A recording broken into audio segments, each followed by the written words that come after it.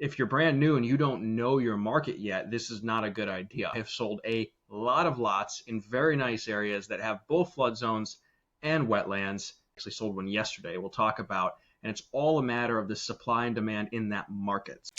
Yeah, and I think the most important lesson to take from this is do not overgeneralize any of these specific things we're talking about to each, to all markets in the country.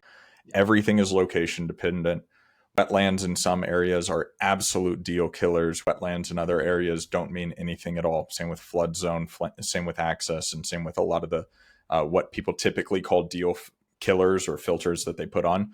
It's just market specific, which is the main point. Yeah, so I know you have an example you want to show, but since it's top of mind, it closed yesterday for me.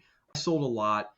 I sold a lot yesterday in North Carolina. Bought it for 25, sold it for 45. A couple days on market. I think it was a 45 to 50-day hold total, and it's entirely in a flood zone.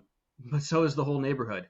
But they want to live there because, unsurprisingly, it's right next to the ocean, and so it's just a matter of factoring in the flood insurance. And if you want to be in that neighborhood, you're going to be in a flood zone. So there was no supply in that area of lots that did not have a flood zone, yet there is substantial demand. So it didn't matter. And that is one of the overarching points we want to make here is when you look at a lot, let's say it's covered in a flood zone, maybe it's got some wetlands. Does every single house avoid flood zones and wetlands, or are a bunch of houses in the same scenario? That'll quickly answer your question. But I like this example because not too far away is Telluride, or even a little further north is Aspen.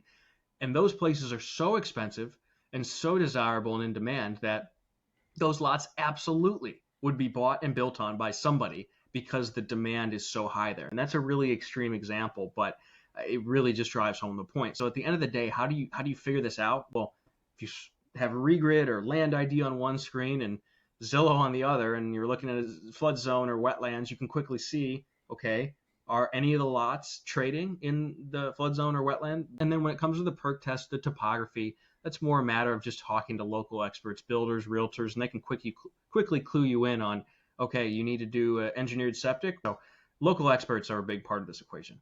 Do not be afraid to pay engineers for their time to figure it out with a specific lot you have, or just to consult with them to get all the information you need. Because you could look at that map that we just had up for Florida and be like, oh, this is killer. I found a bunch of vacant lots with nice homes all around. And now you know why they're not selling.